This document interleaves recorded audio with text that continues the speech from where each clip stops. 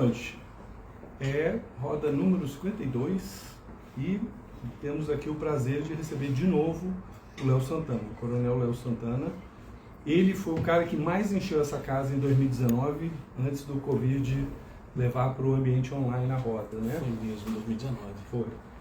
Eu tive que jogar gente em almofada, foi um negócio assim. E acho que de longe o que as pessoas mais reagiram emotivamente, acho que até para você foi um negócio de catarse, né? Foi. Então, assim, cara, aí tem uma hora eu falei, cara, já tá na hora de trazer o Léo de volta, já são 6 anos praticamente, né? E contar mais história, e agora é registrado pra gente poder te incriminar. Essa parte boa. Mas enfim, cara, são 52 rodas, é muito trabalho correr atrás, mas eu posso dizer que uma das grandes coisas que rolou por conta da roda foi eu conhecer o Léo. Através do Léo eu conheci o Sérgio Carreira. Então, assim, são amizades que foram construídas ao longo disso, eu te acompanho no Insta, e é muito legal. Então, assim, me dá prazer de compartilhar um bom amigo como você, com as pessoas, com os meus amigos, e você, muito melhor do que eu, sabe contar a história. Segundo seus amigos, você mente muito, o Carreira e o Nakamura, não, mente muito, não sei o quê. Mas, assim, é divertido. Nossa, a gente conta mentira enfeitada. Essa é a melhor mentira que tem, né? Mentira enfeitada. Então, não vou nem dar muito currículo, coronel aposentado da PMDF, mas agora empreendedor, palestrante, Coronel Léo Santana, é um prazer trazê-lo de volta. É um prazer meu, obrigado. A palavra é sua. Obrigado pela oportunidade, né, da gente estar aqui junto com vocês, junto com vocês também que estão aí do outro lado, e em um momento novo, né, essa coisa do pós-pandemia, do pós-quase-guerra, do pós-polícia, do pós uma nova sociedade, que agora é tudo novo. Mas a primeira parte ela continuou do mesmo jeito, né? Para todo mundo que está aqui, que é muito bom que a gente consiga compartilhar um pouquinho da nossa vida, esperando que isso seja um pouco de inspiração para quem está do outro lado. Essa é a melhor parte, né? É o I do método Impacto que hoje a gente já coloca funcionando. Gente, obrigado demais por vocês todos estarem aqui. Bom, quem é o Leonardo? Acho que essa é a melhor parte. O Leonardo deveria ter sido o Anderson, mas aí acabou virando Leonardo. O Leonardo, em que pese hoje seja apresentado como Coronel Leonardo Santana, foi só o Leonardo, professor de inglês muito cedo, excesso de curiosidade. Esses dias eu conversava com a minha filha, a segunda, a Maiara, e ela lembrava de uma coisa que a gente às vezes esquece enquanto pai. Ela falou assim: eu lembro a primeira vez que você me pediu, que eu te pedi ajuda para poder fazer um currículo.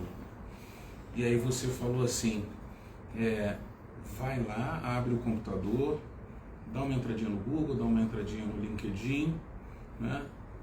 O que você conseguir achar de informação, você me explica, aí depois eu te ajudo a fazer o currículo. Aí ontem essa semana, acho que foi ontem, ela me confessou o tamanho do ódio dela, né? Quando eu disse isso, quando ela teve que entrar, quando ela teve que pesquisar, e depois da satisfação de eu ter feito isso, porque ela percebeu que era uma coisa muito mais pedagógica, muito mais didática, e hoje ela consegue ensinar outras pessoas a fazer currículo. E comigo não foi muito diferente. Com a parte do inglês foi assim. Quando eu perguntava para o meu irmão mais velho, para o Jefferson, sobre significado de música, ele falava, vai lá, pega eu não sei se eu posso falar isso, pega um encarte do disco, de repente não vai saber o que é isso. Houve uma época que disco, eu tenho que dizer que é disco também. Houve uma época que tinha uma coisa de plástico redonda, com um forno no meio que você colocava. Um diamante tinha uma agulha que encostava. Você tal. tem uma familiaridade muito grande com isso, inclusive. Pois é, vou contar para vocês. Tinha umas caixas de som que saía, hoje ainda tem, mas num outro formato. O nome disso era disco. Aí, deixa eu pegar aqui. Tinha uns negócios assim, que o disco vinha, quando era, né? Um do lado de cá, outro do lado de cá. Vocês podem procurar na internet que vocês vão achar. Aí tinha um encarte que tinha as letras das músicas, né? E aí ele falava para mim, vai lá, pega o dicionário, pega as letras das músicas que estão no encarte do disco, e aí você vai começar a entender qual é o significado disso. Bom, de tanto pegar, e ele era um aficionado, ele gostava muito de rock, o rock raiz mesmo, o rock pesado, né, que minha mãe até hoje chama de lata velha, né? Pegava, fechava a porta do quarto, menino, baixa isso, escutando essas lata velha e tal. Enfim, era o tal do... Aí tinha, né, os que hoje todo mundo venera como os grandes da música, né? Você escutava Gênesis, hoje, aí depois aparece um tal de Phil Collins, né? E aí tinha Gênesis, tinha um tal de AC/DC, enfim, era a tal lata velha que a minha mãe tanto reclamava. Mas eu aprendi, gostei do inglês, gostei dos discos. O inglês me tornou um aficionado, um curioso pela literatura inglesa, pela literatura americana, me tornou um pesquisador ávido, que também se transformou em pesquisador de música. O pesquisador de música se transformou num DJ aos 15, 16 anos, com essa mesma idade e escondido, eu acabei fazendo o tal balanço da 105 FM. Com DJ Blower também. Pois é, mas eu era menor de idade, não podia fazer, mas hoje, algum tempo depois, a gente pode contar essa história, né? Ô Léo, você tocou, desculpa então, você tocou naquela festa do Marista, velho? 94, 95? Não, aí eu já tava na polícia, isso eu tô te falando de 86, 87, então tem né? muito tempo. Do meme, né? Never Gonna Give You Up, do Rick Astley. Né? Never Gonna Give You Up. Enfim, então era desse período, era dessa época. Eu trabalhava numa boate comecei a trabalhar numa boate chamada Orion. Vou contar essa história rapidinho, que algumas pessoas chamavam... Olha, tem gente rindo aqui. Né? Que algumas pessoas chamavam de Porium, não sei porquê. Porium? Não entendo o trocadilho até hoje. Porium. Não entendo esse trocadilho até hoje. Mas chamavam de Porium. Era uma boate de segundo escalão. E o Marcelo, se você estiver ouvindo, que era o dono da boate, aí o Marcelo de repente começou a se surpreender com a boate enchendo de gente. Como é que isso aconteceu? Vou tentar falar bem rápido, vou tentar resumir, né? Como é que é? To make a long story short, né? Curtar um pouquinho. Me chega uma pessoa, um dia encosta na cabine de som, fica escutando a noite toda. Um pedacinho dessa história vem do porquê que eu não quis entrar na PM, não queria entrar na Polícia Militar de jeito nenhum. Né? Acabei tropeçando, fazendo concurso e entrando, mas com toda a má vontade que vocês possam imaginar. E veio de quê? Esse cara encostou do lado, eu com os meus 16 anos ali, ainda, e ficou ali a noite inteira. Tinha um segurança chamado King. Imaginem por quê, né? Não era pequeno. King é o nome do segurança.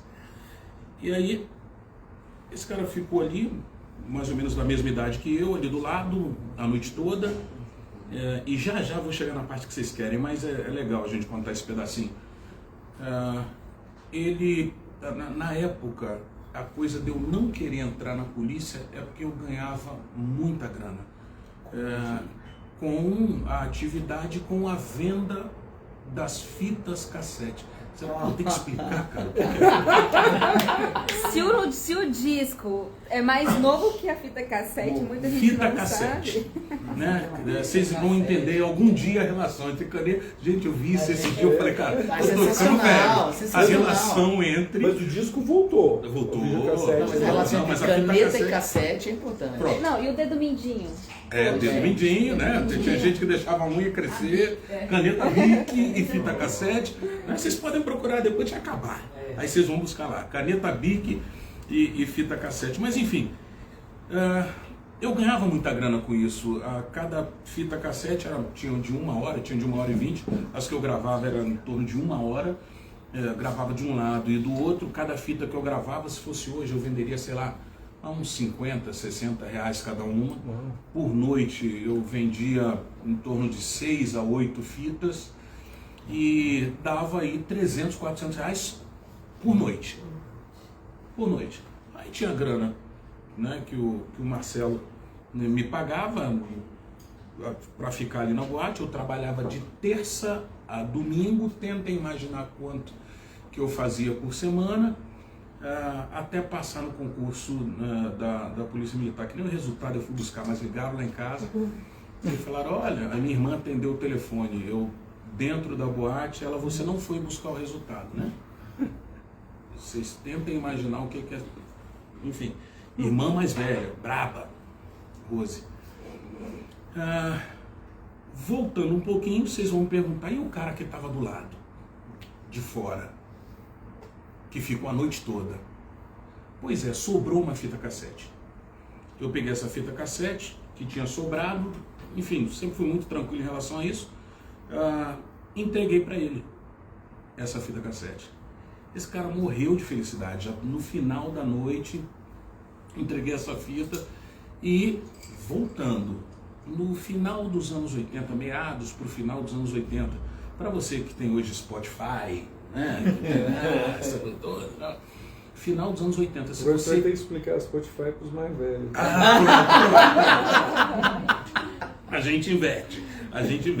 É uma coisa que tem no seu celular que toca a música que você quiser. A hora que você quiser. Mas assim, não tinha Spotify. E você naquela época ter no seu carro uma fita gravada em boate, cara, era tipo top do top.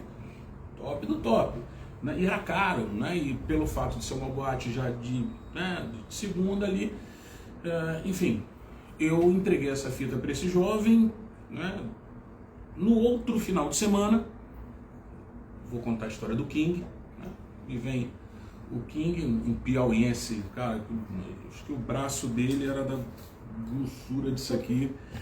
Ele fala, ô Léo, aquele menino da semana passada tá aí de novo. Eu falei, disse que quer falar com você. Eu falei, tá não, mas ele tá dizendo que não quer pagar. Eu falei, e não tinha esse negócio de você não pagar para entrar em boate. Se você tivesse um amigo em boate, que você entrava, olha, tem Mulher mais não gente, era de graça tem até mais às gente. 11? Não, cara, não, tinha, tá vendo? Mas isso deve ter escutado histórias por ali. Sabe qual que é a analogia de hoje? Você tá me achando um cara de 5? Tipo isso. E assim, um cara de catraca? eu fui lá fora, o King, óbvio, não deixou ele entrar. E eu vi que ele tava com uma sacolinha, com umas coisas embaixo do braço.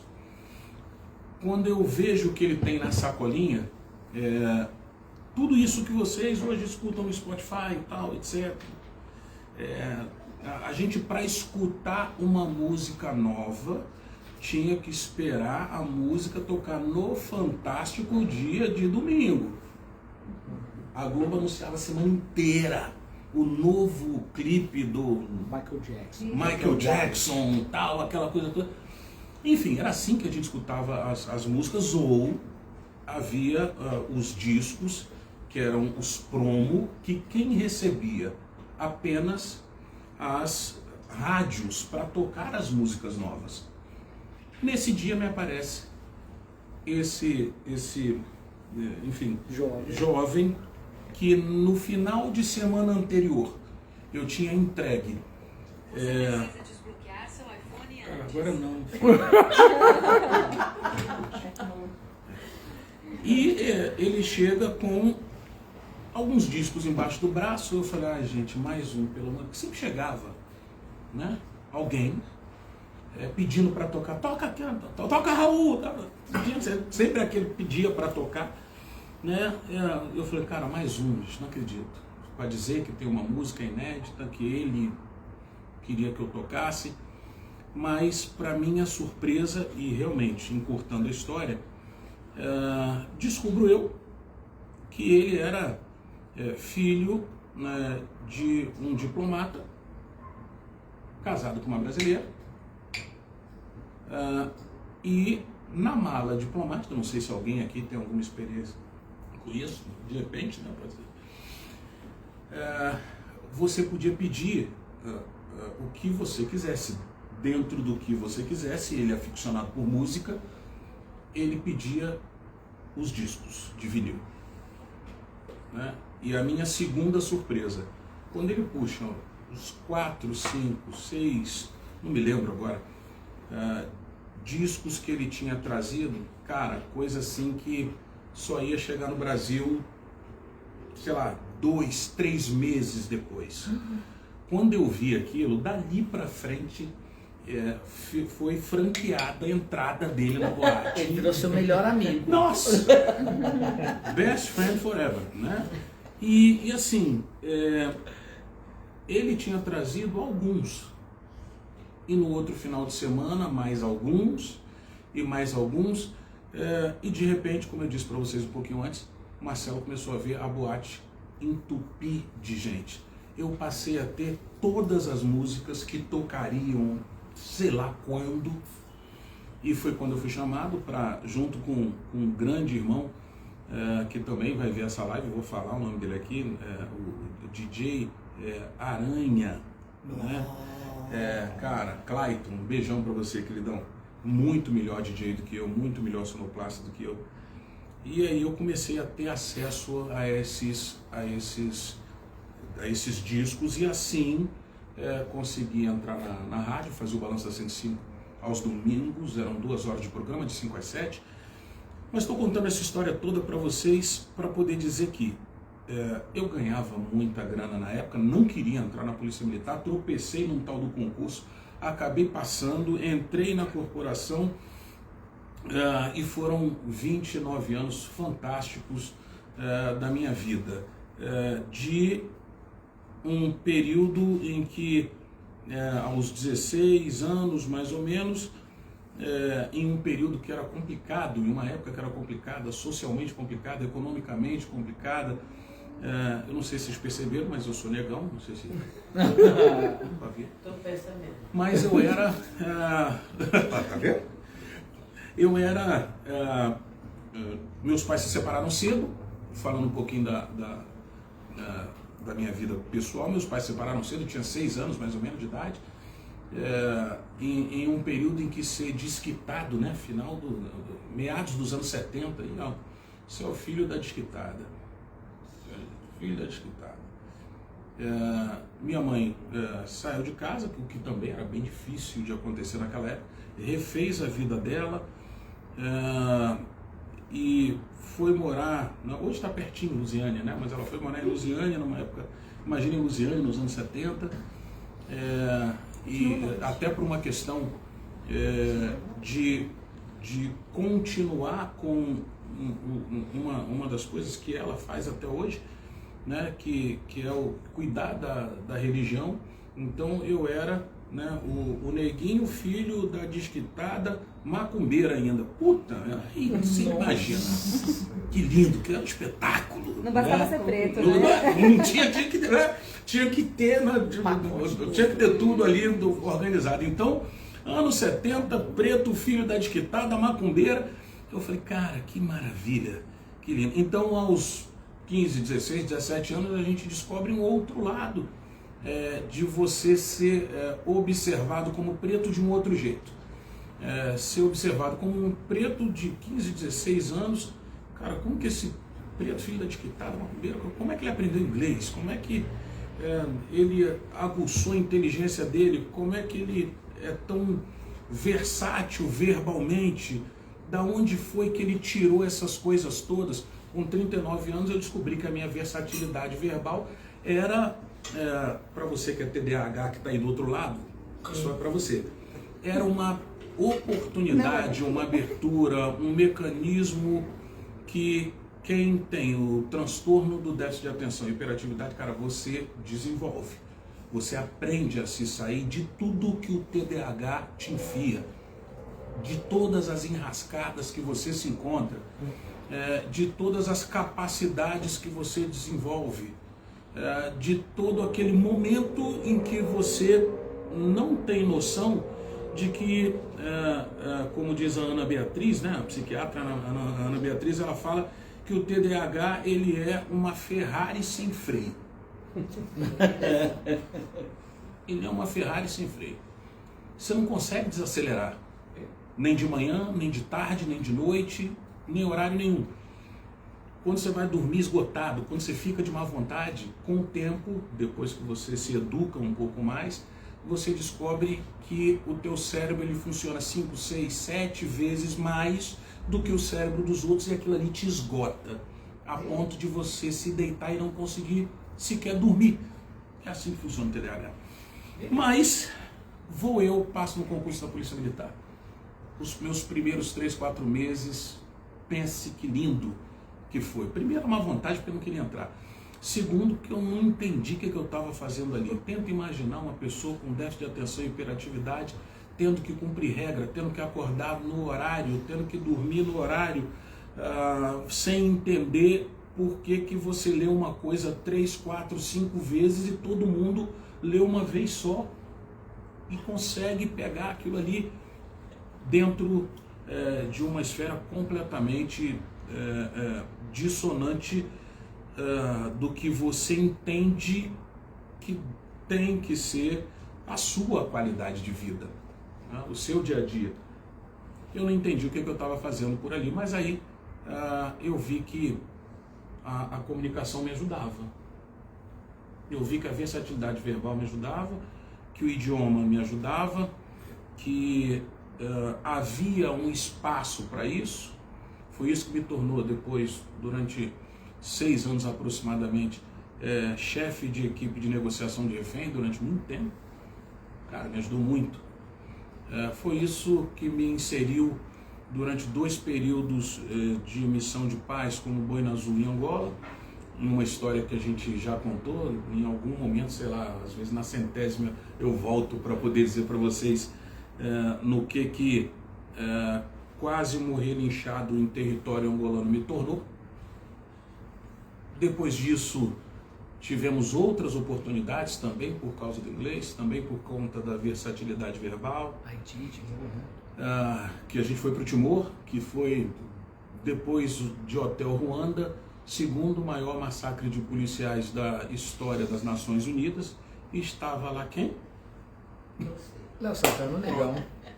Léo Santana tentando negociar o inegociável, tentando trazer de volta vidas que já estavam,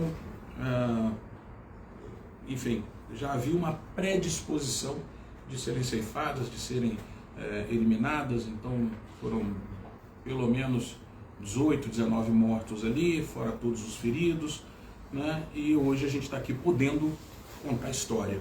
Mas eu queria trazer um lado diferente do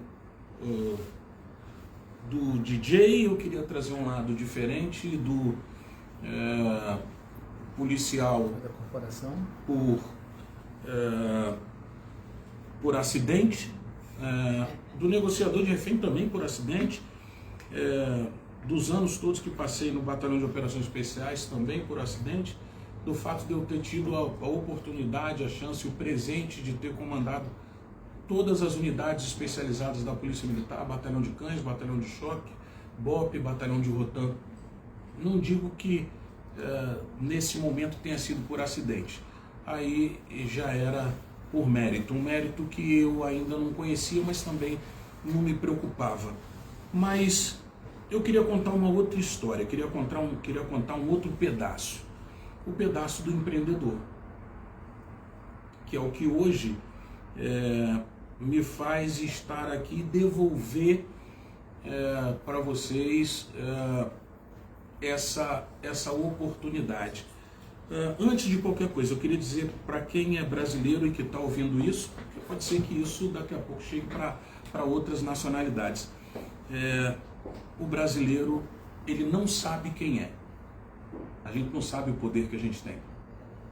A gente não sabe o nosso tamanho, a gente não sabe o quanto vale a nossa versatilidade ambiental, cultural. A gente não sabe como o estrangeiro interpreta essa roda de conversa, que ele vê alguém, gente, mas um negão, uma ruiva, um olho verde, gente, como que eles ficam juntos ali? Eu já tive perguntas do tipo, vocês não brigam não entre si? Como que faz? Né? Hoje me considero cristão, e aí tem espírita, aí tem católico, aí tem judeu, aí tem... A mesma pergunta, vocês não brigam não? Como é que vocês pegam, sentam, levantam e fica tudo bem mesmo? Não tem problema? Então, para você explicar isso para o gringo é complicado. A única comparação que eu consigo fazer para quem vai nos ver no futuro é a seguinte: é você tentar explicar para o gringo o nosso sistema fiscal. É a única comparação que eu consigo fazer. Não tem como explicar. Não tem. Eu cheguei fazendo um parêntese rápido aqui, eu cheguei de Atlanta agora, queria trazer uma representação de marca de camiseta, porque quando a gente chegou nessa feira, que era uma feira de armas, aí tinha um cara expondo camiseta. Uma das ilustrações de camiseta que ele tinha, cara, chamou a atenção do grupo inteiro. Nós éramos 5, 6 brasileiros ali, a gente chegou e era o Cristo Redentor, braços abertos, uma arma em cada mão. Eu falei, cara, olha essa camisa. E aí a gente pegou, se interessou, conversou com ele, vamos trazer a marca para o Brasil e tal. Aí quando ele falou o preço da camiseta, a gente falou assim, cara, mas não dá, tinha que ser um preço... Como assim? Eu vendo para o mundo inteiro e o pessoal não reclama. Deixa eu te dizer, é porque quando eu compro por camisa, eu tenho que pagar um imposto. Ele, sim, todo mundo quando compra minha camisa tem que pagar. Mas é porque quando eu vendo, eu também tenho que pagar um imposto. Aí ele não entendeu. Eu falo assim, tipo, não, mas você não já pagou o imposto quando você comprou? Como que quando você vende, você tem que pagar? Aí a gente tenta, não deu, esquece. É mais ou menos assim, pronto, melhor não explicar. Mais ou menos assim que o gringo tenta entender como é que a gente, desse jeito, fica junto. E em 1998 eu comecei a entender, menos de 10 anos, com menos de 10 anos dentro da Polícia Militar, eu comecei a entender que eu precisava saber o que eu ia fazer quando eu saísse. Tinha acabado de chegar de 2 períodos de missão em Angola, e esse é aquele piloto que fez teve aqui, né? É a homenagem dele. Ele está ajudando a nossa live. Isso. E aí, em 1998, eu volto... Você acabou de falar que você chegou de missão aí, ó. Aí tá vendo? Trilha. E aí, Você começou a pensar o que você ia fazer quando você saísse da Cara, família. mas eu falei pro brasileiro, por isso que eu comentei, né? O brasileiro é muito bom, o policial brasileiro melhor ainda, né? O profissional de segurança brasileiro melhor ainda, porque a gente trabalha com nada. E tem que dar um resultado como se tivesse tudo. Em 98 eu começo a trazer educadores policiais de fora do Brasil para ministrar cursos aqui no Brasil. E nesse momento a minha ideia era compartilhar conhecimento. Não era ganhar dinheiro. Eu tive muitas oportunidades boas dentro da corporação. Tive muitos ensinamentos dentro da corporação. Em 1997 tive minha primeira crise também dentro da corporação, antes, né, de ir para Angola, comecinho do ano, que foi quando um helicóptero com 3 colegas fazendo um treinamento para uma solenidade que aconteceria em um batalhão. Talvez alguns de vocês se lembrem, veio uma tal de linha de pipa, cortou os cabos que mantinham, né, aquelas cordas que mantinham os policiais do lado de fora. Para que aquela solenidade fosse diferente, a ideia era que nós, lá do Batalhão de Operações Especiais, fizéssemos uma técnica chamada Maguire. O que é isso? 2 policiais do lado de fora, pendurados em uma corda, os outros 2 do lado oposto do helicóptero, também do lado de fora, né, simulando uma situação de salvamento. Então, era um dos últimos treinamentos que nós faríamos, era na verdade o último treinamento que nós faríamos para essa passagem de comando, minha primeira crise, né? Vou falar bem rapidinho sobre ela. Veio a linha de pipa, cortou. Não 4, mas 3 morreram. E morreram de uma forma bem drástica, de uma forma única, eu arrisco dizer que no Brasil. Um deles me fez repensar muito a minha vida, tanto pessoal como profissional. Antes desse último treinamento, e ele vai se lembrar disso, Newton, o nome dele, um cara extremamente especializado, veio do Rio de Janeiro, ele um paraquedista muito experiente, triatleta. E aí, antes do treinamento, ele vira para mim e fala assim, eu era tenente na época, ele fala assim: tenente, cara, não sei como vocês vão entender isso, mas ele falou assim: tenente, eu não tô com vontade de ir para esse último treinamento. Eu falei: meu irmão, mas foi você que treinou a galera toda, ou só você que não vai? Chefe, meu coração não está pedindo. Ele vai se lembrar disso, ele vai ver esse vídeo e vai se lembrar disso. Eu falei: meu irmão, você, com perdão da expressão, eu falei: meu irmão, tu vai me fuder. Cara, não tem como te liberar aqui, tá todo mundo te esperando. Ele falou: chefe, meu coração não tá pedindo pra eu ir. Aí eu olhei para um lado, olhei para o outro. Eu falei: meu irmão, faz assim, cara, eu vou dar um jeito, vaza. Eu não tenho nem quem botar no teu lugar. Eu vou dizer que, sei lá, que você ficou maluco, que teve uma diarreia, que teve um problema, alguma coisa eu vou.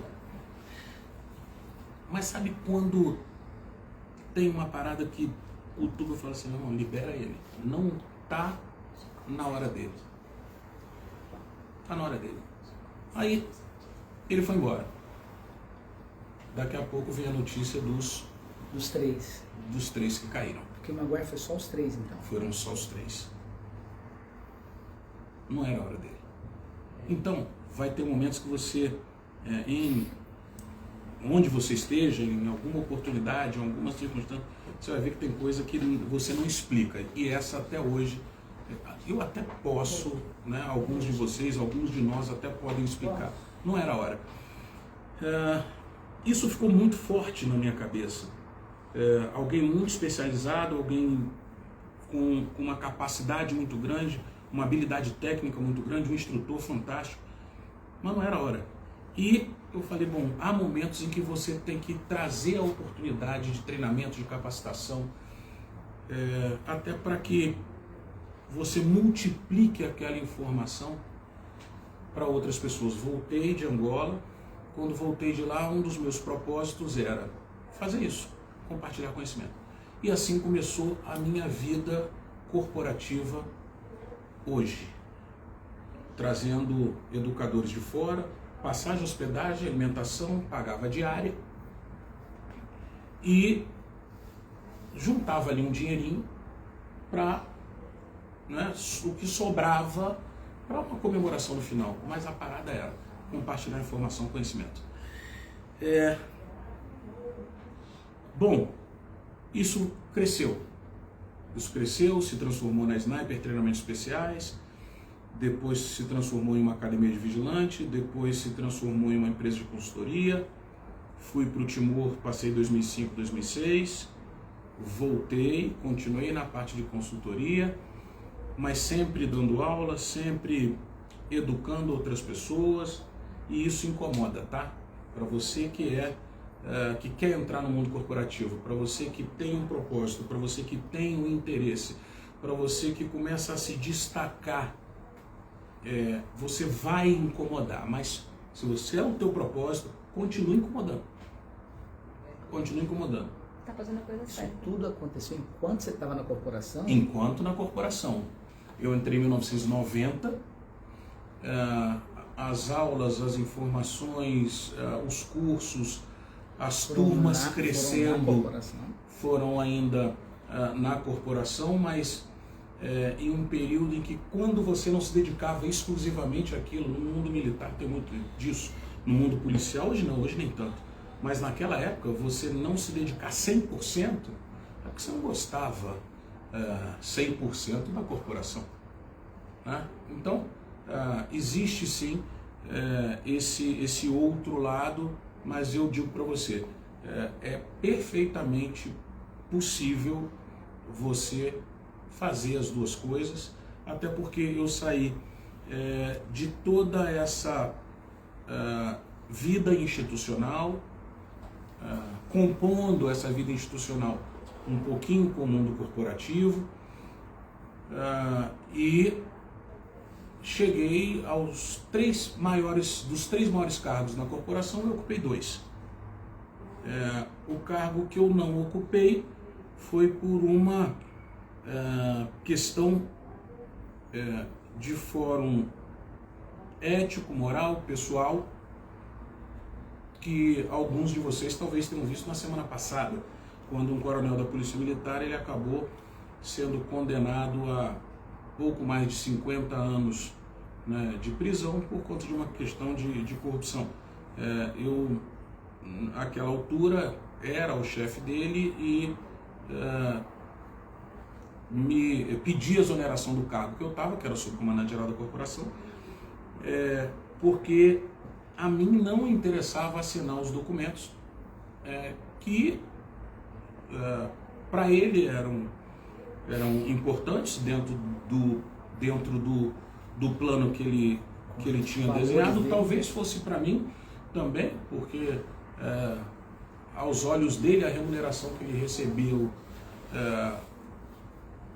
nunca seriam descobertas, mas eu tenho 5 filhos, hoje 7, vou ter 8 netos em breve. A netinha nasce em janeiro de 2026 e eu preferi colocar minha cabeça no travesseiro. Então, recolhi meu material, exonerei a minha equipe, encaixotei, a ponto de minha esposa chegar em casa e perguntar: o que você fez? Eu falei: eu fiz o certo. Então vocês vão passar por isso, né? E digo para vocês: coloquem a cabeça no travesseiro, cara, é muito melhor, façam o certo. Mas vamos voltar para cá, senão daqui a pouco eu espalho demais essa Léo, história. rapidinho, como é que foi essa transição de viver a vida noturna, entretenimento, farra, bebida, e de repente estar num ambiente com horário, com disciplina, A gente está com falando muita do final da regra, década de 80 e início da de 90, né? Isso. Então, essa só traz esse panorama pra de gente. DJ para PM? E Como você é era que muito jovem também, né? Você tinha Era. menos de 20, né? Tinha menos de 20, foi entre os 16 e os 19. Você passou no concurso com quantos anos, cara? Passei com 18. Putz. Passei com Aí a 18. concurseira que tá em mim fala assim, puta merda. Passei com Puta 18. Mas merda. como é que foi essa mudança? O de caos completo. E principalmente quando você não sabe que é TDAH. Aí fica pior ainda para você ingressar no mundo desse. Então o caos Não completo. existia na época isso. Não tinha, era frescura, né? Era frescura. Então foi realmente um caos completo, uma mudança, eu não sei nem se era da água para o vinho, mas fazendo um trocadilho com o que eu vivia naquela época, da água para o uísque 21 anos ali, né, no mínimo.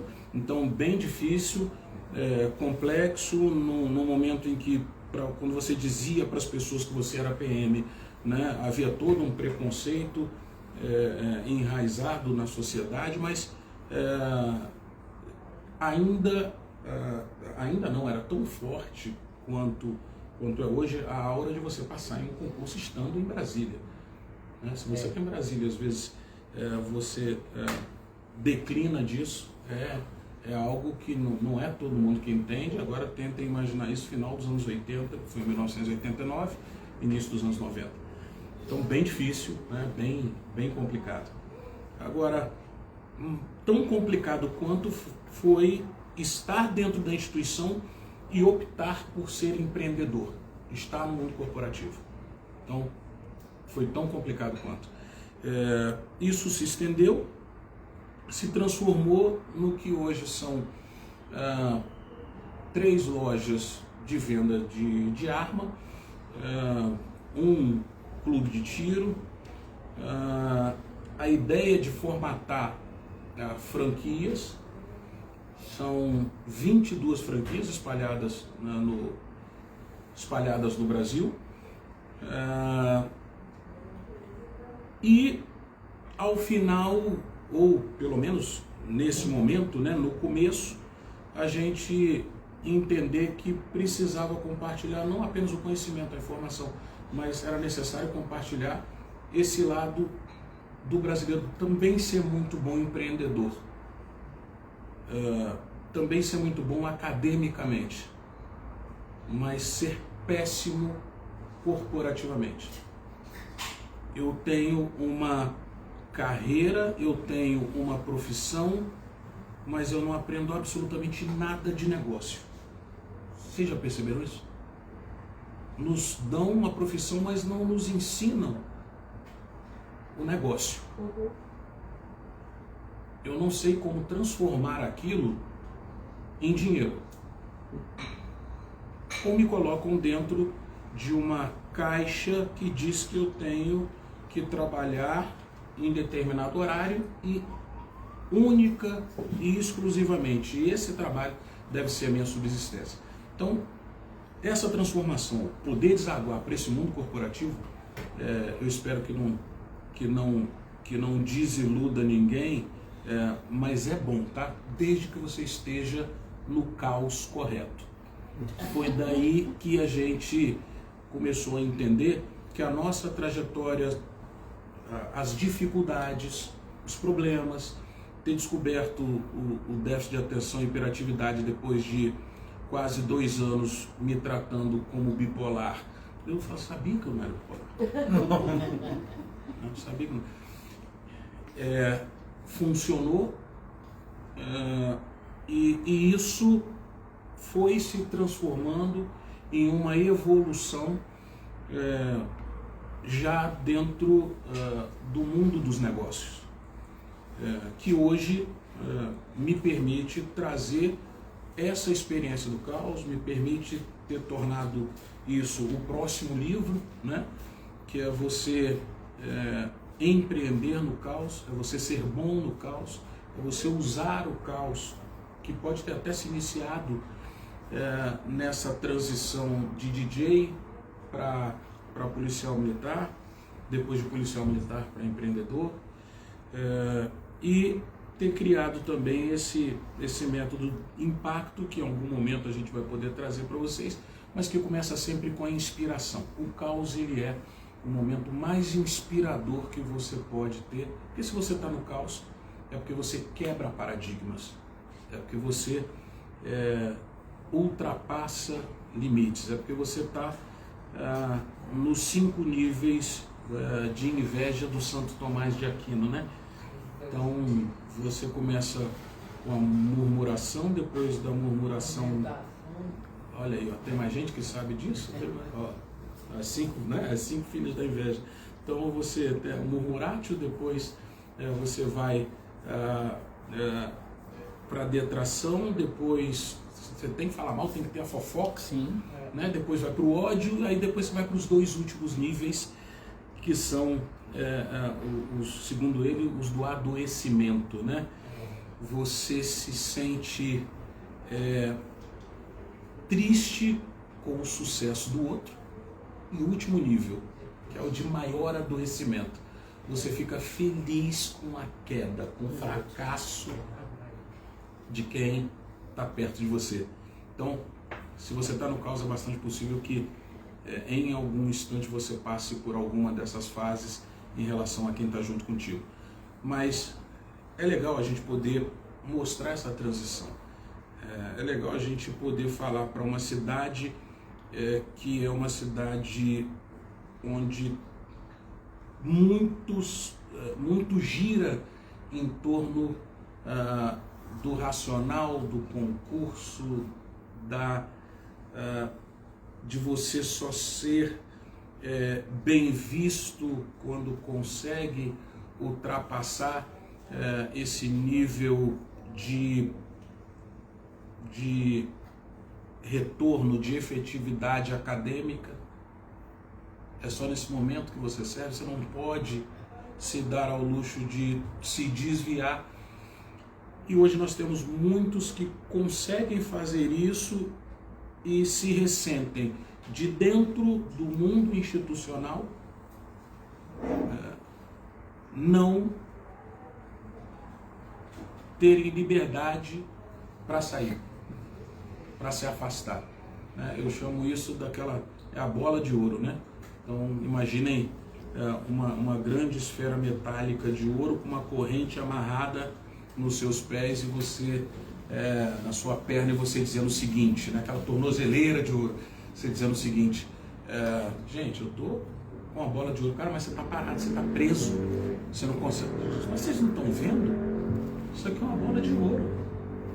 Como que vocês não conseguem perceber isso? Cara, mas você não anda, você não se movimenta. O mundo em torno de você está acabando. Mas eu tenho uma bola de ouro. Vocês não têm. Vocês querem me colocar numa situação ruim, uma situação delicada. Então cuidado com essa bola de ouro que talvez vocês tenham presa, amarrada no tornozelo de vocês. Eu não sei se... No seu começo, na PM, você sentia isso? Você estava preso? Olha, eu vou um pouquinho mais longe do que isso, Lebre. Não que eu estivesse preso, mas eu não via aquela como a única alternativa, como a única possibilidade. Eu não percebia que a capacidade, a inteligência, a versatilidade, ela precisava ser deixada de lado. Então, para quem está aqui, cara, não precisa. Ela pode, e com a capacidade, como eu disse, que o brasileiro tem, a gente possui sim condições de fazer com que os dois lados caminhem e não se prejudiquem um ao outro. Pelo contrário, a gente tem aqui muito campo para isso. Esse lado do institucional e do empreendedor, eles não precisam ser conflitantes, excludentes. Mas um não mais precisa do que anular o outro. institucional. Você estava numa estrutura militar, Uhum. cuja fama é tolir a pessoa, uniformizar, padronizar. E isso. você sobreviveu àquilo. Olha, eu não Até posso... prosperou. Eu até sobrevivi, mas ficam as cicatrizes que hoje são muito mais fáceis de serem... enfim, de você se desviar, né, dessas chicotadas que vão deixar cicatrizes complicadas. Mas hoje é muito mais fácil, naquela época não. E é possível. Eu quero evocar o que você disse, inclusive, do início do papo que você falou, como é que a gente senta junto e dá tudo certo. Eu acho que é por uma questão de, talvez, criatividade, né? Então, mesmo assim, você está lá na corporação, mas sua cabeça estava pensando em outra coisa. E eu acho que, inclusive, muitas pessoas aqui pensam nisso. Pô, estou aqui, consegui minha bola de ouro, mas, pô, não estou pensando nela, estou batendo embaixadinha, mas pode ser que eu faça alguma outra coisa depois. E pensando o brasileiro é isso, né? O volume de dificuldades que a gente tem nos torna, assim, aqueles que precisam pensar fora da caixa por uma questão de sobrevivência. Agora imagine, né, aquele que, no meu caso, pensa em 14, 15, 20 outras coisas ao mesmo tempo. Eu estou aqui, estou conversando com vocês, estou conseguindo falar, estou conseguindo concatenar todas essas informações, essas ideias, mas eu estou medicado. Ritalina em dia, estou medicado. A gente consegue, né, levar do começo até o final essa quase uma hora aqui, sem que eu me perca, sem que eu fale, né, do abajur, da luz, da planta, né, e assim por diante, que é o nosso normal. Mas o brasileiro... Volta um pouco, vamos lá, esse é o TH, recém... Quando é que você pisou lá fora, efetivamente, missões da ONU? Como é que você reagiu àquilo tudo? Pronto. A ONU meio que caiu no seu colo, você estava na PM, chegou a ONU, você foi atrás da ONU, como é que... Ou você era o cara que falava inglês? Pois é, eu vi algumas pessoas que tinham ido antes de mim, vi aquela coisa do Boina Azul, que eu nem sabia direito o que era, confesso para vocês, mas eu achei legal a oportunidade de você ter outros contatos, trabalhar com pessoas de outras nacionalidades, ter novas experiências. Não era nem pela grana, porque foi 97, 98, vocês devem se lembrar, o dólar era 1 para 1, então... Mas não era grana. Era uma oportunidade única de você estar em um ambiente internacional, aprender coisas novas, e só quem é TDAH é que sabe, viu? O tanto que isso entope a gente de dopamina. É delicioso você ter 400 experiências ao mesmo tempo, né? Eu chamo isso de banho de Edson, que aí vai endorfina, dopamina, serotonina, oxitocina e noradrenalina, tá?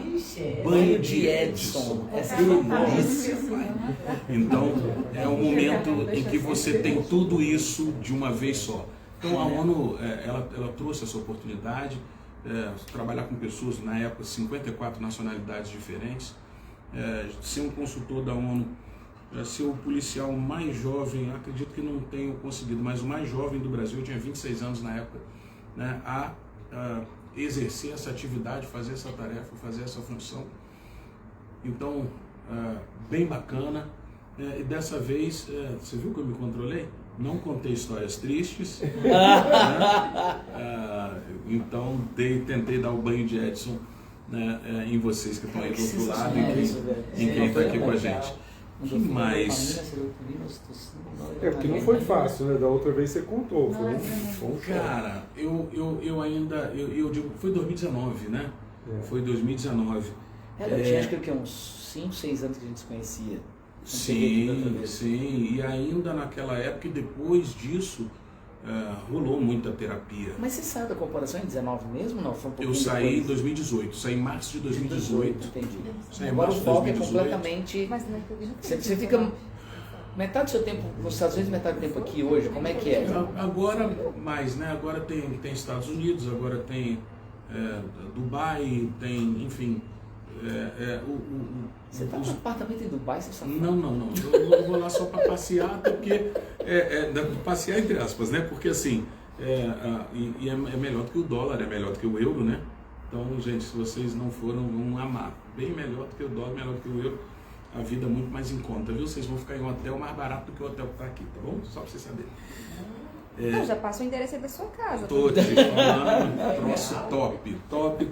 Depois que eu aprendi, né? Tem uma pergunta Orlando pra você, ficou Dubai. longe. Voltando na Vamos questão lá. da criatividade, para empreender precisa... a gente tem que ter criatividade, o brasileiro tem muita criatividade, né? Aham. Mas uma pessoa com TDAH, que tem muita criatividade, consegue criar, mas talvez não consiga manifestar? O que você acha disso? Porque é tanta coisa, tanto pensamento, eu crio, mas eu não manifesto. Isso eu estou falando para quem quer empreender, porque é importante. Não adianta ser criativa e não organizar minha criatividade, né? Verdade. Tem que estar medicado. Tem que estar Na boa. Olha,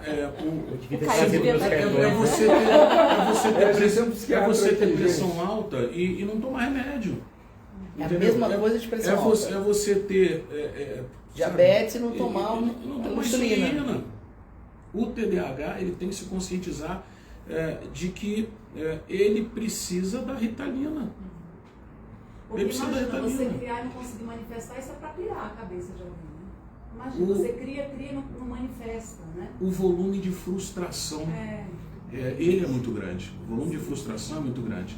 Você não consegue tornar aquilo algo que prospere, que você dê continuidade, que você consiga inclusive gerenciar. Você, em alguns momentos, quando escuta um pouquinho mais, quando é um pouquinho mais aberto, vai ter um step junto contigo, que é aquela pessoa que vai organizar todos os seus pensamentos. Fala, calma, para. Vem pra cá, deixa eu organizar isso aqui, deixa eu operacionalizar isso aqui. Daqui a pouco você pensa mais um pouquinho, me traz mais alguma coisa. Então, esse é um outro cuidado que você tem que ter nesse cenário. Você não se tornar refém da sua incapacidade de concretização. Cria muito, tem muito volume, mas não faz com que aquilo que você cria, aquilo que você trabalha, consiga ter a consistência necessária para que você realmente transforme aquilo num negócio. E quando você estava na corporação, você conseguia manifestar essa criatividade toda? Ou estava engessado? A criatividade, ela é engessada sim. Ela é engessada sim. Você tem que obedecer às normas. De certa forma, a corporação meio que me empurrou para o empreendedorismo, porque aquilo que eu não conseguia concretizar internamente, e aí o próprio idioma se transformou num problema. Quem fala um outro idioma aqui, principalmente quando você fala esse outro idioma nesse período, anos 90, tal, etc., o acesso à informação, o acesso que hoje virou, né, a inovação. Imagina você ter isso quando a gente teve internet funcionando bem, 95, 96, 97, né, que era aquela discada, aquilo ali. Só que tudo que havia de pesquisa, de conhecimento, em outro idioma, não tinha português. A base era em inglês, né? Internet. Tenta imaginar isso dentro de um sistema castrense, norma, tal, etc. E você tendo acesso a todas aquelas informações, tendo acesso a todos aqueles dados, tendo acesso a todas aquelas soluções e não podendo implementar por conta do sistema que você está. Por conta do sistema que você está. Era uma época que você conseguia ter acesso a um livro em inglês e demorava 4 meses para chegar. 4 meses para chegar. Então, eu acho que nessa época nem inglês tinha na escola, praticamente. olha, Até tinha, mas era Tinha, precário. né? Mas era precário. muito. Se você se você tinha um nicho específico de pesquisa, acadêmico, de conhecimento, aí sim você sabia o que buscar, sabia o que procurar, sabia, e não tinha ChatGPT. Não. E não tinha ChatGPT. Então você sabia o que procurar. Então, sim, foi complexo, difícil, entender, mais difícil ainda, e eu comecei a entender as minhas falhas, as minhas deficiências e alguns dos meus sucessos depois de saber, né, o que era esse adoecimento. O que era esse adoecimento. Até então, hoje eu posso dizer assim, cara, tive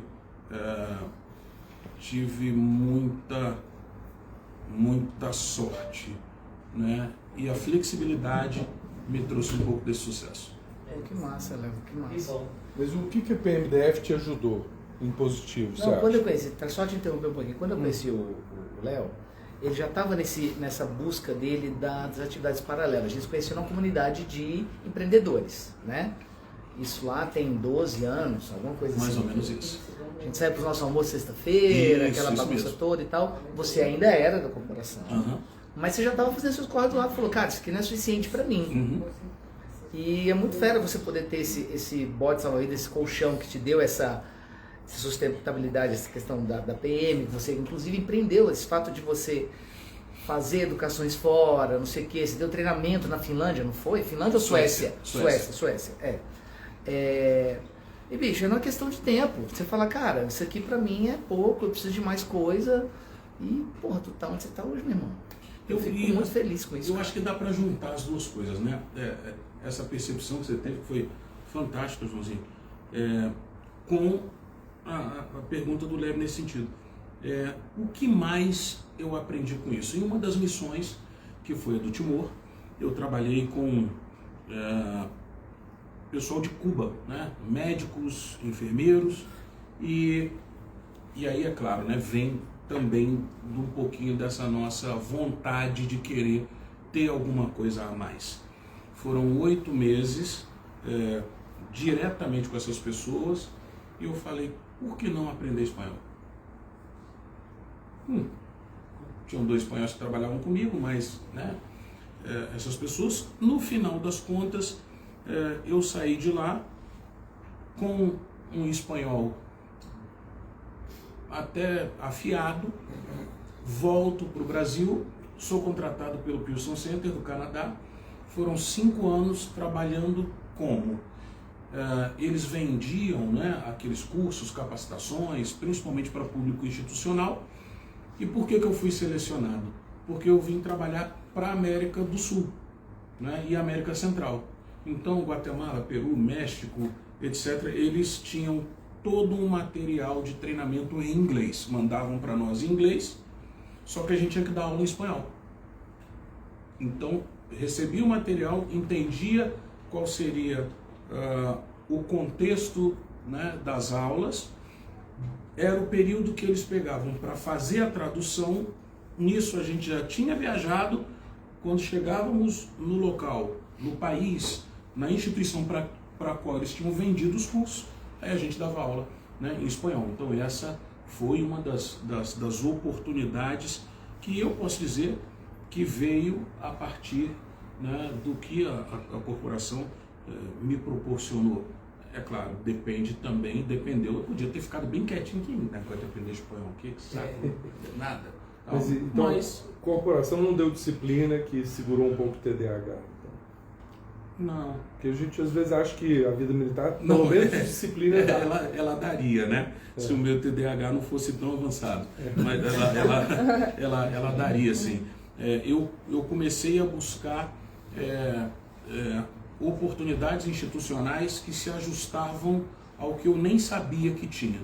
Então comecei com a parte, por exemplo, de relações públicas, como a gente chama. Então, uma das minhas atribuições era conversar com a comunidade, construir relacionamentos, né, falar com líderes comunitários, aquela coisa. Isso era lindo, maravilhoso. Eu amava fazer isso, adorava. Então, isso foi acontecendo. Aí depois, o que o negociador faz? Se comunica trabalha, usa a cabeça, né, multiplica, né, possibilidades de sucesso, né, análise de risco muito fácil, planejamento também. Então, Quantas vezes você fez esse trabalho efetivamente de negociador? foram 6 anos. Como eu digo, quantos casos você teve que resolver lá e Olha, situação real de perigo? no meu portfólio eu tenho 40 e poucos casos, né, de negociação. Alguns deles mais complicados. Tem um que foi exatamente o primeiro depois, alguns devem se lembrar do ônibus 174 lá no Rio de Era Janeiro. você que estava né? lá, cara? Não, o meu foi o primeiro depois dele, o primeiro televisionado depois dele. Cara, porque aquilo ali Que foi foi um aqui em marco, Brasília. né? Foi um Foi um marco. marco. Ali foi o marco, foi a morte daquela professora. Em Brasília nós tivemos o da drogaria Santa Marta, em Ceilândia. Né? Naquele caso, a gente era um jovem que tinha bebido muita bebida alcoólica, chegou numa farmácia, aí tomou aquele Roipinol, né?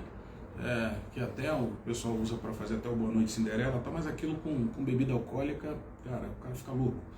E você vai tendo picos de violência e de agressividade em períodos cada vez mais curtos. E aí a técnica determina que você saiba como medir, como mensurar e principalmente que você entenda o momento em que a negociação ela não funciona mais. Então, Até depois esgotar ele, talvez assim.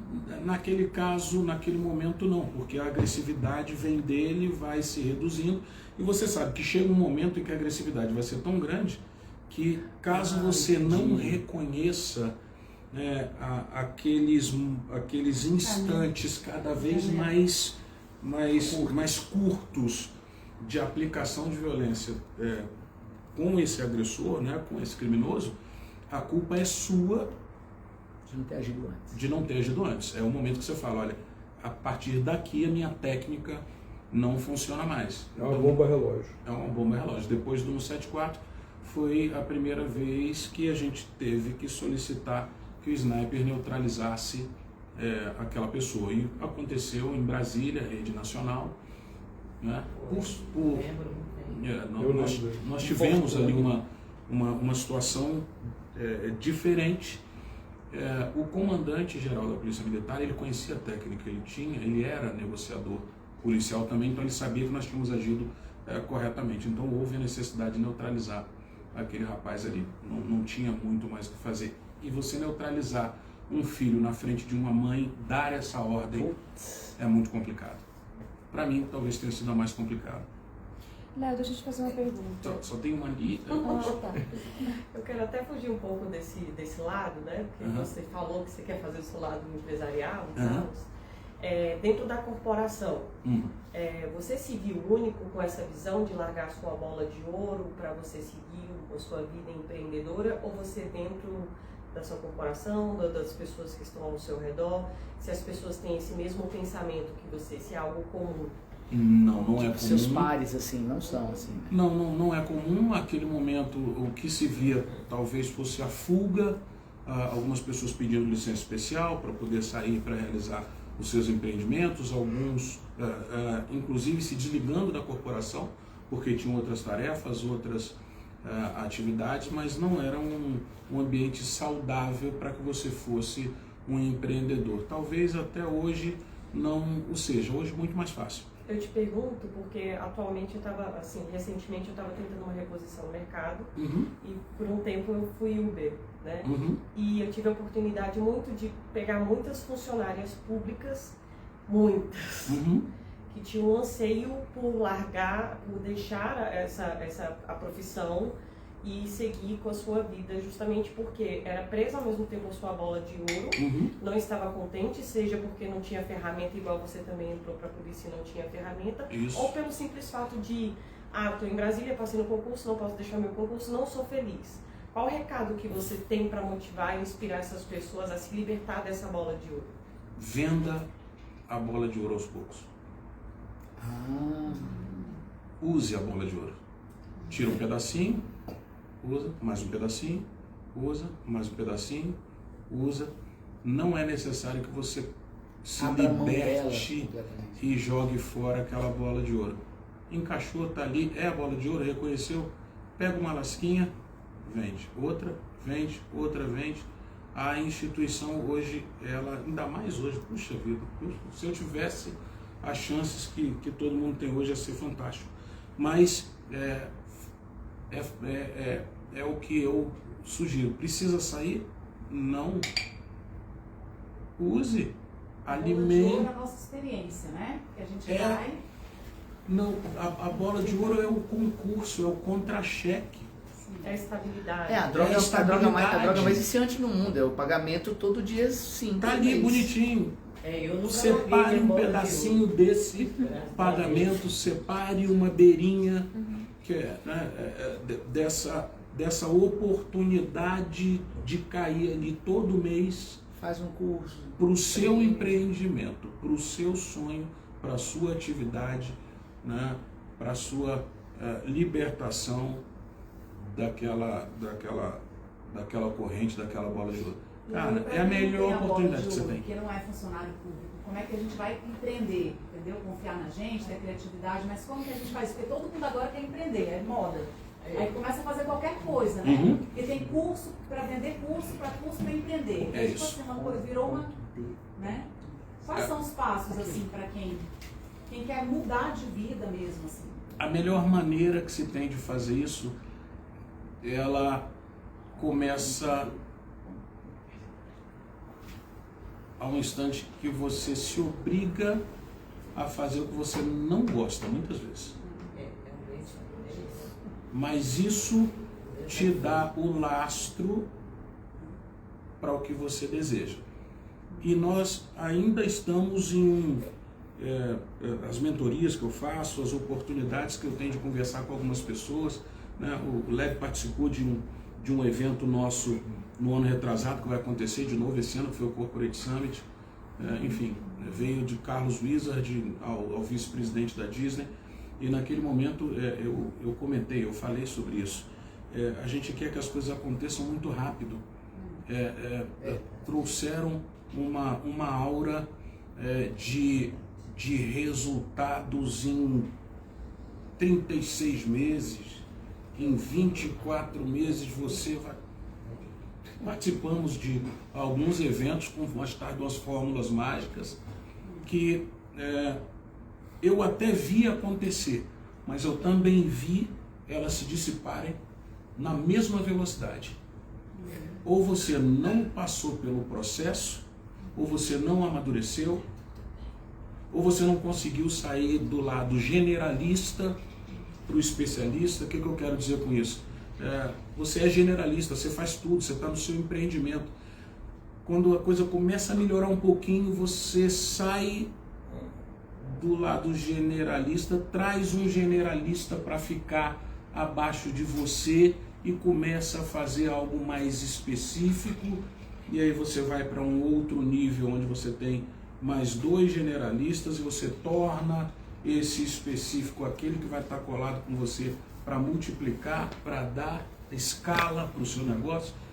Mas nós temos hoje uma ilusão de que isso vai acontecer muito rápido, vai acontecer de maneira muito célere, e essa não é a realidade.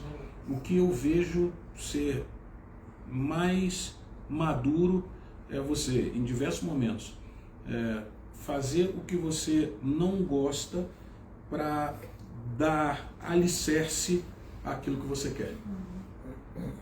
Isso tem funcionado. E a PM te ajudou nisso, né? A ter Sim. paciência, a ter disciplina, porque eu começo fazendo o que eu não gosto, não quero. Me obrigou a ter paciência, quase conseguiu me ensinar a ter disciplina. Quase conseguiu me ensinar. Se você tivesse colégio militar e ter sido DJ, era mais fácil. Né? Pois é. E assim, durante esse período, né, da quase disciplina, foi o período foram os momentos de de aprendizado, momentos de queda, eu não deixei de empreender, eu tive as falhas, as falências, mas não reclamo. É fácil não. Maravilhoso, maravilhoso. Isso me dá a maturidade que eu tenho hoje. Tem duas aqui, uma aqui, uma aqui. Léo, eu gostaria de saber como foi a sua vivência como pessoa preta. Você é uma pessoa empreendedora, uma pessoa que é culta. Como foi? Como você sentiu o olhar das pessoas para você sobre isso? Eu sempre fui extremamente teimoso. E eu te digo que as experiências que eu tive, né, principalmente de pai e mãe, me tornaram surdo para o ambiente social que nos cerca, que cerca quem é preto. Foi bom você tocar nisso, porque eu não sei se vocês conhecem, tem um cara que eu admiro demais, Márcio Cipriano. Sim, Márcio Cipriano, lógico. um Jogador de basquete. Márcio Cipriano. Nossa, já quero um Cara, Maravilhoso. a gente andou muito.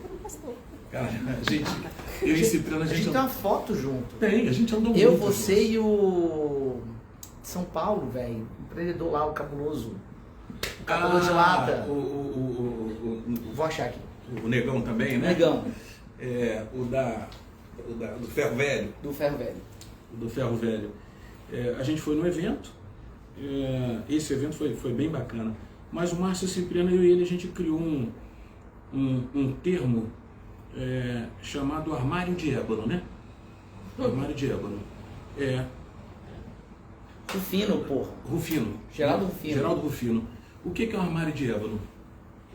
A gente criou o termo pelo seguinte: a gente escrevia muito, passava horas discutindo, até que teve um dia que a gente falou assim: tem gente que consegue sair do armário, cara. A gente não consegue. Né? Se eu tenho uma mulher gay e que ela quer sair do armário, né, ela arruma o cabelo, bota uma sainha, bota um sapato alto, né, ela deixa de ser gay aos olhos de quem está em volta. Eu tenho um homem gay, boto calça, camisa de botão, né, ajeito, corto o cabelo, né, eu pronto, volto pro armário rapidinho, fácil. Agora, pra gente que é preto, eu não consigo arrancar a cor da minha pele. Você tem um artigo disso, você escreveu, né? Escrevi. Do policial, Fazer um podcast contigo. que não consegue. A farda Não você dá. tira, mas a sua Hoje é cor imagem. Não dá. Né? Eu conseguia deixar de ser policial, Publicação. mas eu não conseguia deixar de ser preto. Né? Eu conseguia deixar de ser policial, mas eu não conseguia entrar numa concessionária e ser atendido. Né? Eu conseguia Então não é ter um uma- armário de ébano, você não consegue sair. não, eu não consigo sair. Por isso, né? A gente não dá, cara, para você sair. Todo mundo consegue sair do armário, a gente não consegue. Então, te respondendo diretamente, quando eu te digo que eu aprendi a ser surdo, né, e que tive que ser surdo é por causa disso. Quando eu te digo que tive esse alicerce, né, de pai e de mãe, meu pai foi do exército durante muito tempo.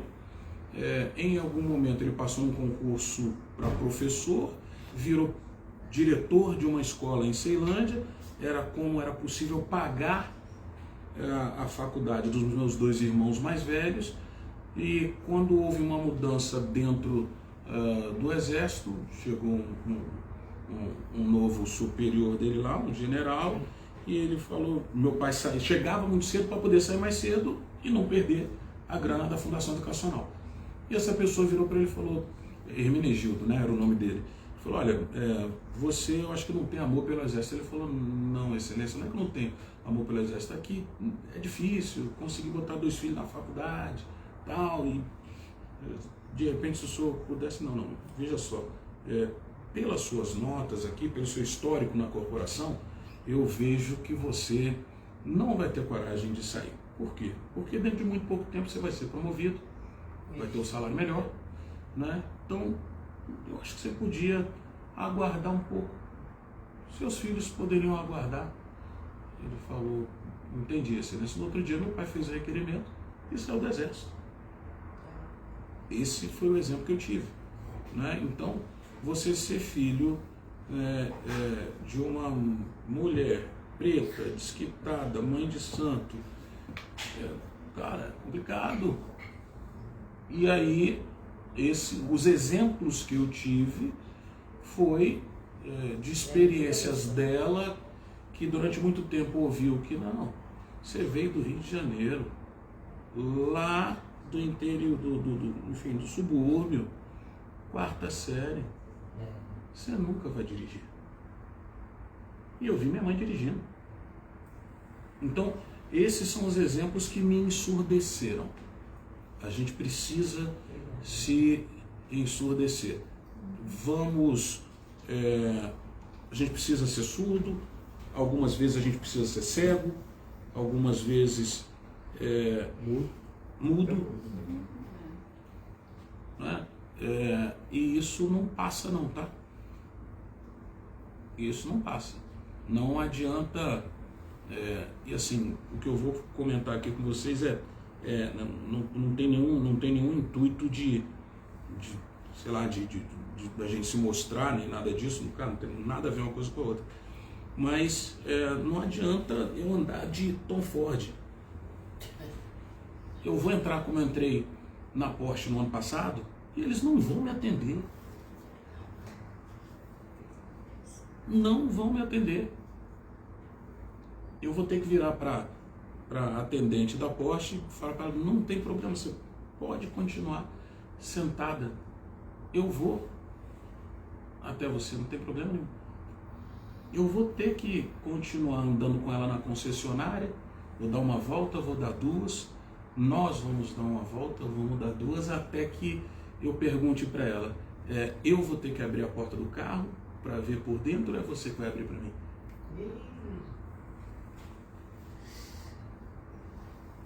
Vou continuar tendo que sair da concessionária, minha esposa vai pegar, né? Eu chamo, ela deve estar vendo aqui, né? É uma descendente de Síria, desse tamanhozinho. E aí, ela vai pegar o telefone e vai ligar, né, pro SAC, né? Serviço de Atendimento ao Consumidor da Porsche, para falar, vocês não atendem meu marido, por quê? Porque ele é preto? Foi por isso que vocês não atenderam? E 48 horas depois vem uma ligação, não, pelo amor de Deus, a gente gostaria muito que vocês... Não, podemos até comprar um Porsche, mas não vai ser na sua concessionária. A gente leva lá para fazer manutenção, mas comprar a gente não vai. Né? E isso, desculpa seu nome, Manuela, isso não vai mudar de lá para cá, mas uma coisa eu te garanto, no momento em que eu chego numa Porsche e que vou até a vendedora, que eu digo que ela pode ficar sentada lá, que eu vou até ela, né? A mudança de lá para cá não acontece, cara, mas acontece daqui para lá. Isso, eles têm que engolir a gente. Eles têm que engolir a gente. Isso é lindo, isso é maravilhoso. Isso é maravilhoso. Eu tenho uma pessoa que eu admiro muito, que é a Cris. A Cris, ela mora em São Sebastião. Cara, é uma fotógrafa, uma cinegrafista maravilhosa. Ela tem projetos, cara, muito bacanas. Trabalhou comigo há muito tempo. E eu me lembro que uma das ocasiões que eu fui botar meu carro para fazer manutenção, ela vira e fala assim, isso me marcou muito e tem a ver com o que você está falando.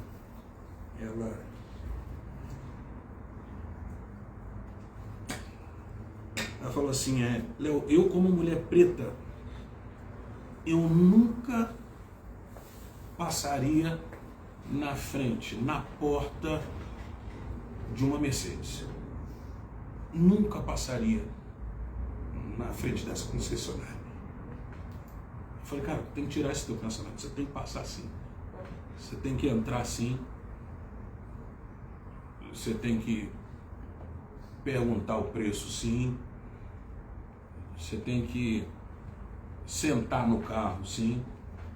E a melhor parte da história vai ser quando você vier buscar o carro.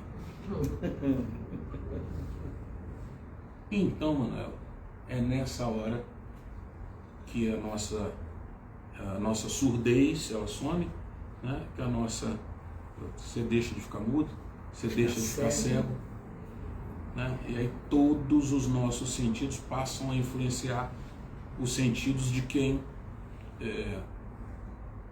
em algum momento precisa quebrar essa ideia de que não é para nós sentar numa Mercedes de 800 mil reais. É sim.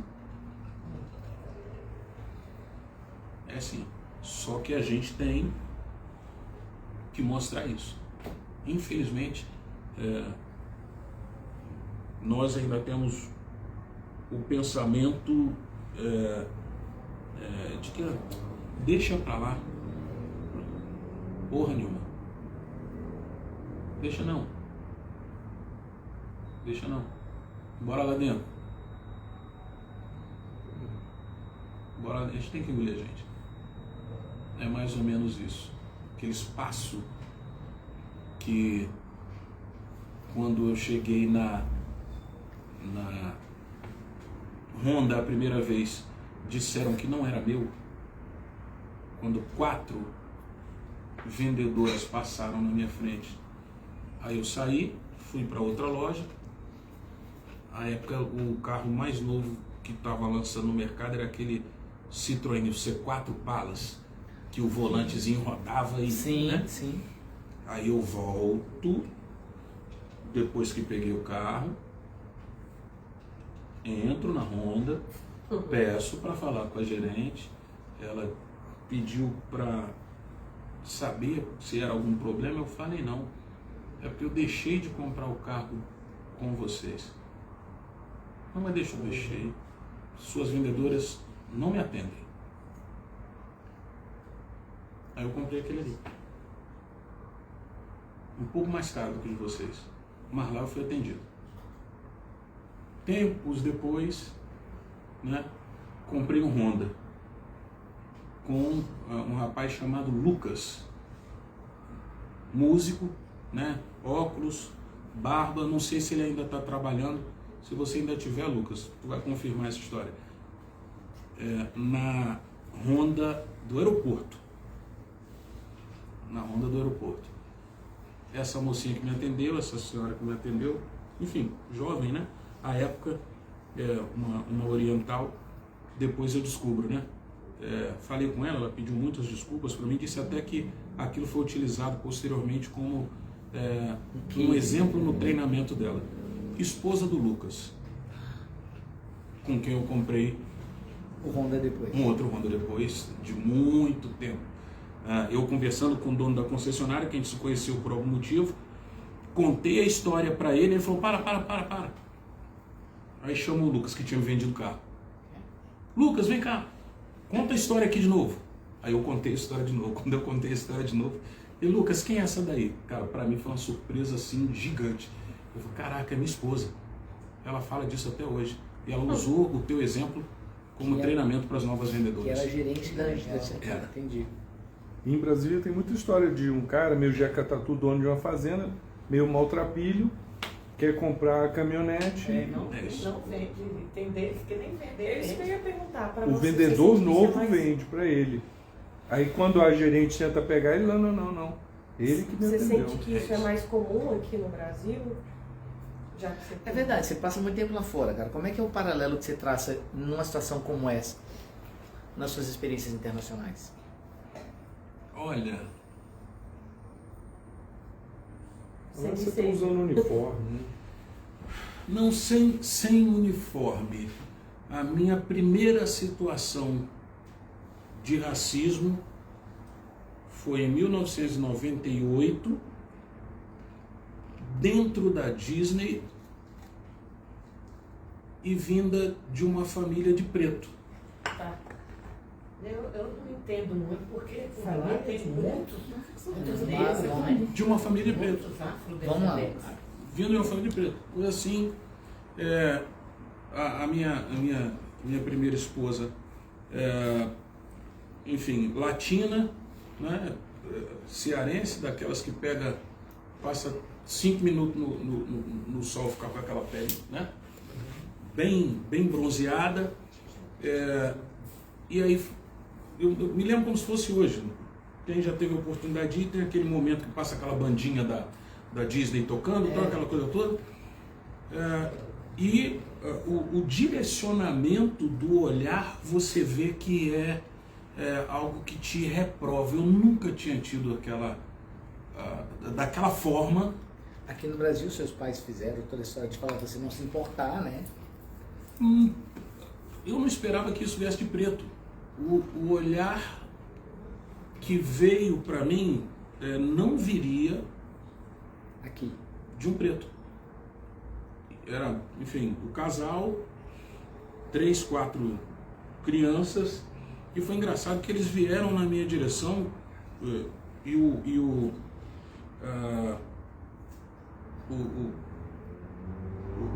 homem, enfim, o cara dele vinha falar alguma coisa comigo.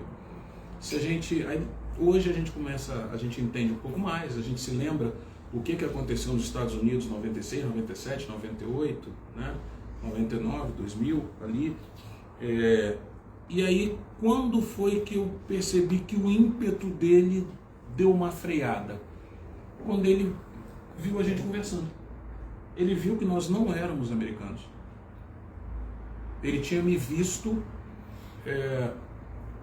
antes falando inglês e, feliz ou infelizmente, acaba que em alguns momentos meu sotaque ele se parece muito, né, com algumas coisas que eu falo se parecem muito, né, com o sotaque do negro americano.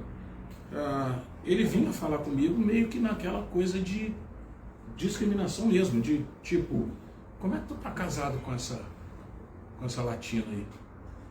Aquela coisa, era perceptível que ele ia falar isso. Aí foi a primeira vez que eu passei por isso, né? Então esse olhar de reprovação, esse olhar de cara, você preto não é para tu estar com essa daí não. Eu tô falando. O que é interessante, aquilo me fez entender que existe um outro tipo de reprovação. Que vem do preto. Que é entre os mesmos. Mas aí foi algo Lá, meio que muito especificamente. xenofóbico, não? Não. Porque quem sofreu no caso aí foi a sua esposa. Não, ele vinha para falar comigo no sentido de... Era demais para você. Você quebrou uma barreira racial. Né? Porque o preto americano, ele tá com a preta Basicamente, americana. um preto só pode casar com um preto, né? Eu não entendia isso, te juro. Léo? Eu sou Jéssica, você quer fazer sua pergunta? Sim, mas a minha vai acho que vai ser totalmente desse contexto aí que a gente Tem entrou, problema. Não, mas tem principalmente problema Mas assim, você entrou muito cedo Uhum. na PM, no serviço público, e a gente sabe que desde que a instituição governamental foi criada, ela é engessada até o talo. Quem entra numa coisa, muito dificilmente você consegue se desenvolver, você consegue engrandecer dentro de uma instituição governamental. E basicamente você se tornou muito maior do que a PMDF. Uhum.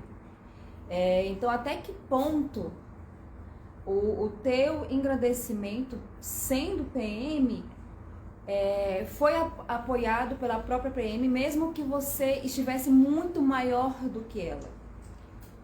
E fazendo uma segunda pergunta, depois da tua resposta, quem é hoje o Léo, depois de você ter sido DJ, policial, ter trabalhado em várias operações grandiosas da ONU, como empreendedor, quem é o Léo atrás de tudo isso? A primeira resposta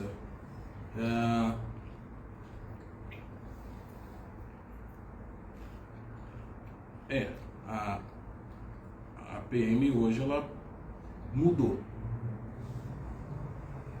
A PM hoje ela aceita o crescimento. A PM hoje tem um aluno, ex-aluno, né? Tem um professor doutor com a melhor tese de doutorado da Universidade de Brasília. E vou bater palma Né, do PM. Então, houve uma evolução, e uma evolução que veio, cara, eu vou te falar, do crescimento acadêmico. E é o momento em que você percebe que esse crescimento acadêmico é um momento em que o que vale é a cor da tinta da caneta, não a cor da pele. Então, isso te permite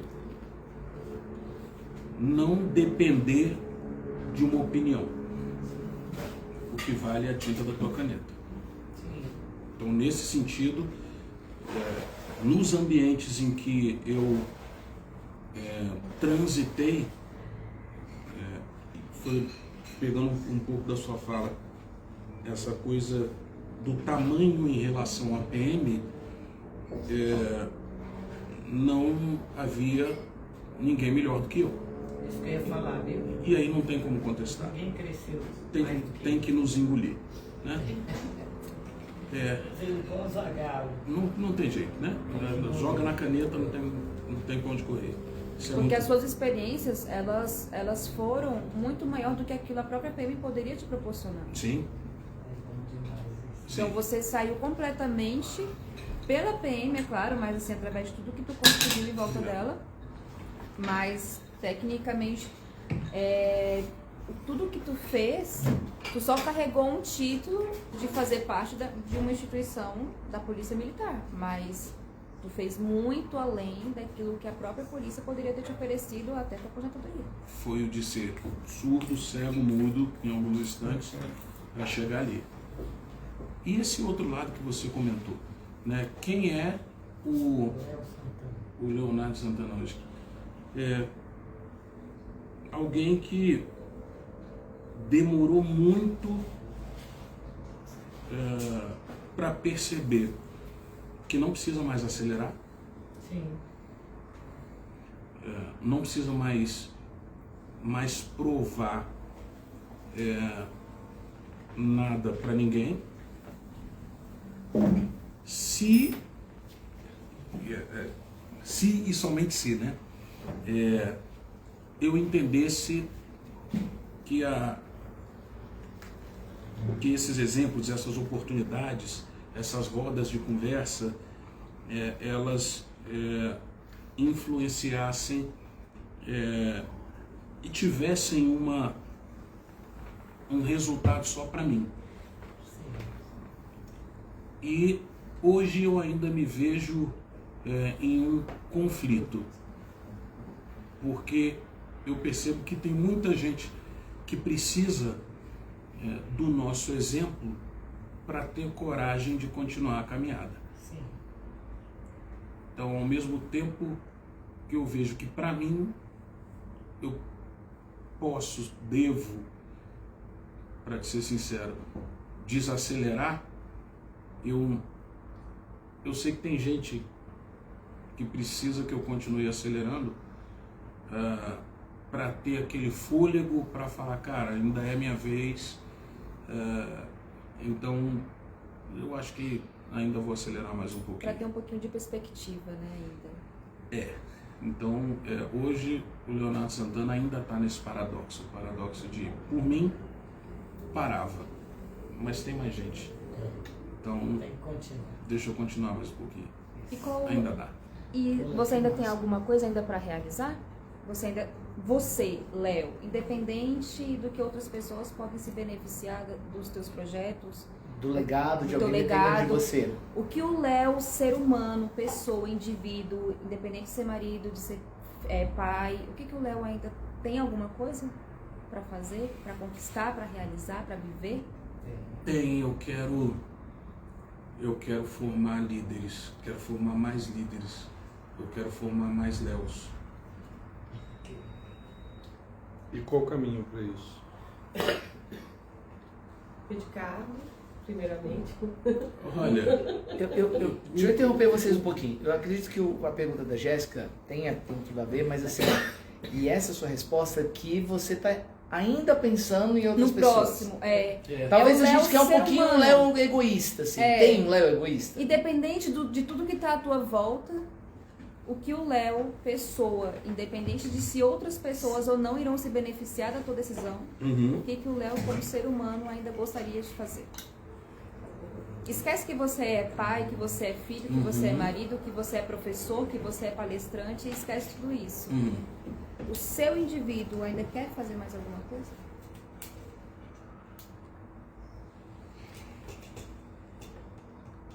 eu tenho que ir no show do Rick Astley. Never gonna give you up. Tem que ir. Obrigatório. Tem que ir no show do Rick Astley. E eu quero tocar ainda para uma multidão gigante. Voltar para trás das picapes. Você tá doido? Ele tem um Isso set que de tocar picape pra na casa multidão dele, gigante. velho. Ele tem as picapes na casa quero. dele. Isso eu quero, isso vai ser top. Você ainda Vai brinca ser- de DJ de Não vez em tenha quando? dúvida. Eu ia te mandar os vídeos, mas acabou que não deu tempo. Mas vai Mas que não é numa... DJ Léo. Que é DJ isso aí o quê? mesmo, DJ Léo. Léo? Vai que numa roda de conversa dessa, A gente teve uma DJ já. tá vendo aí? Projetos alternativos aí, Tá né? vendo? Multifacetado. Olha aí, ó. Olha aí, ó. Na próxima roda. Mas se aí. você tem todas Com as Léo Santana, ferramentas, ele tem você que sabe o ser que de um você jeito quer, diferente. por que ainda não foi feito? Pois é. Falta de iniciativa, né, Léo? Vai ver que faltava uma tapa na Tipo, cara. aí vem uma mocinha novinha dessa e dá uns tapas na sua cara. Entendeu? É. Com essa intensidade. Tá Ô, aí. Léo, eu compartilho da questão de você formar mais Léo. É muito importante isso, cara. Obrigado, inclusive, por compartilhar isso. Mas eu adorei a pergunta da Jéssica, que ela quis perguntar pra você. Isso. Entendeu? Porque eu já... Brother, você conhece o mundo, velho. Você aproveitou muita coisa boa com a sua família. Você é um cara que inspira as pessoas. Você é um cara que dá orgulho pra sua família. E é muito fera isso, cara. Não é só pra ela. A gente tá aqui, a gente é privilegiado de estar ouvindo as suas palavras. Então, assim, não quero acabar nada, mas eu quero expressar minha amizade por você, meu carinho, minha admiração. E esse tipo de coisa. É porque, assim, por exemplo, essa é a minha segunda roda tua. E da primeira vez, eu lembro que quando o Leb me mandou dizendo semana passada que teria uma, eu falei assim, cara, eu vou, é óbvio que eu vou. Porque eu fui uma das pessoas que chorou junto contigo na última roda. Então, assim, Jéssica, hoje eu já vim conhecendo o Léo profissional. Eu já vim conhecendo o Léo com as experiências, com várias frustrações, com depressão, pós-guerra, com uma tentativa de suicídio. Eu conheci esse teu lado negro, o teu lado forte, o teu lado guerreiro, mas eu queria hoje conhecer o teu lado Léo. O ser humano Léo. Porque empreendedor é o que você faz. PM10 é o que você fez. Mas e o Léo? Ainda tem um Léo aí dentro? Tem. Rick Astley, never gonna Ele escreveu Tô. um livro sobre a tua história, né? Não, ele já tem livro, ele Ele já já tem. tem. O livro dele é muito bom, inclusive. Cadê minha segurança, não é isso? mais uma pancada essa, né? É uma a variante segurança do- Eu conheço, eu quero saber o seu, da sua história. Pois é. Você sabe que durante muito tempo isso foi Fazer a biografia dele. isso foi um isso foi um momento de medo. Foi um momento de medo. Eu demorei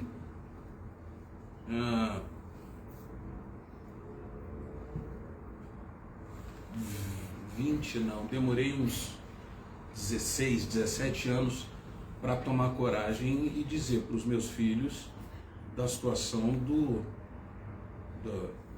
da minha tentativa, quase tentativa de suicídio, de falar para eles como seria a dinâmica, de dizer para eles que num desses momentos já estava tudo pronto, tudo arquitetado de pegar a arma, enfim, atirar em um, atirar no outro e depois cometer o suicídio. Eu demorei muitas terapias até eu entender que eles precisavam saber disso, que eu precisava me libertar. Que eu precisava me libertar disso. Foi bem complicado, foi bem difícil. Foi muito difícil me libertar do que a Manuela me perguntou. Eu tinha que ficar até quando provando para as pessoas que elas tinham que me enxergar além da minha pele. Como pessoa, como gente, como ser humano. Entender que os meus primeiros 7 segundos, que são os de dar aquela boa impressão, né? Que a gente que é preto às vezes não tem, ou quase nunca tem. Entender que eu tinha que pensar em mim e não só nos outros.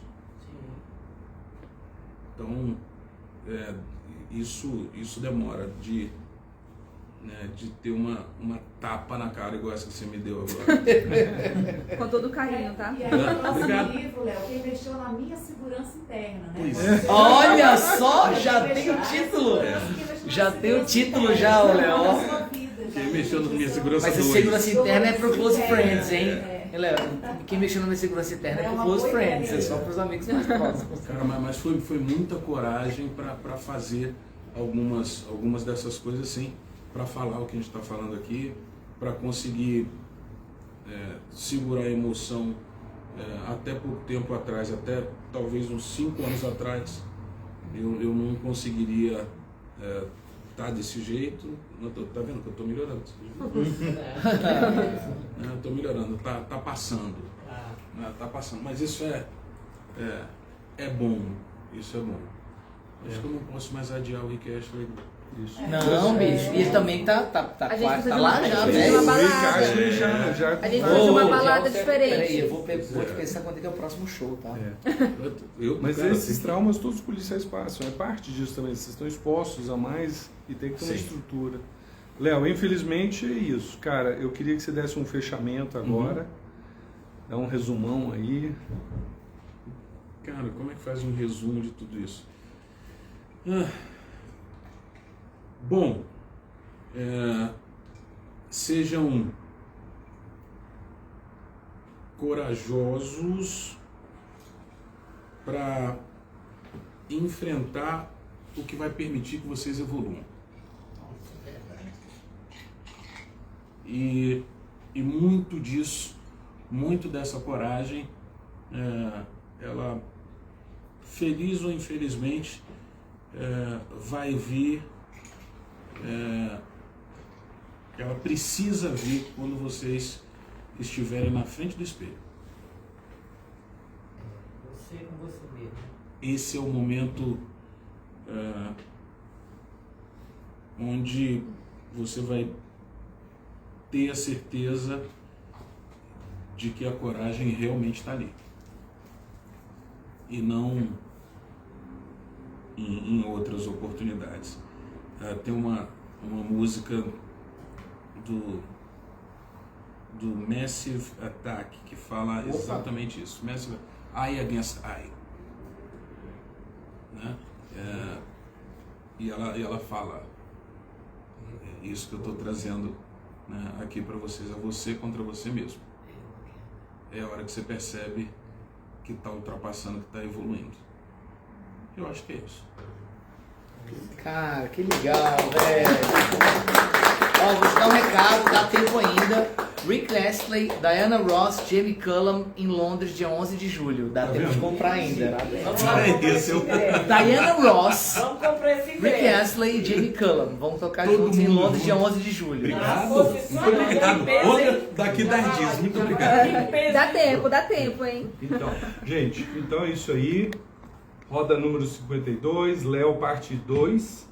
E essa vai ser a segunda roda de 4, porque pelo jeito. Calma, a calma, gente não comprometa vai- nosso amigo tanto A gente assim. vai ter que trazer. Outra vez foi o Léo militar, agora foi o Léo empreendedor.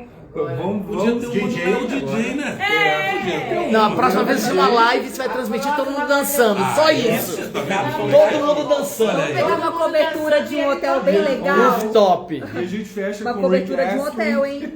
Cobertura de um Você hotel. falando com o Rick Astley, você me leva que eu filmo. Mas é isso, Léo, muito obrigado de novo aí por compartilhar. Às vezes coisas talvez um pouquinho íntimas demais, né? Mas obrigado aí. Dessa vez foi levemente diferente da outra vez, foi um pouquinho mais pesado. Mas com câmera as coisas têm que ser um pouquinho mais light, né? Mais light. Mas é isso, novamente muito obrigado. Infelizmente eu vou ter que trazer para mais rodas, ou felizmente. Mas é isso, foi um prazer, muito obrigado. Foi bom saber do seu armário do ébano, do qual eu acho que você pode se orgulhar, entendeu? Sim. Você faz um bom exemplo e eu espero que próximas gerações nem sequer entendam o que você está falando. Nossa, Eu que agradeço, mano. É isso aí. Sempre uma terapia. Muito obrigado. Obrigado. Gente, boa noite. Roda de conversa. Obrigado. Valeu, Léo.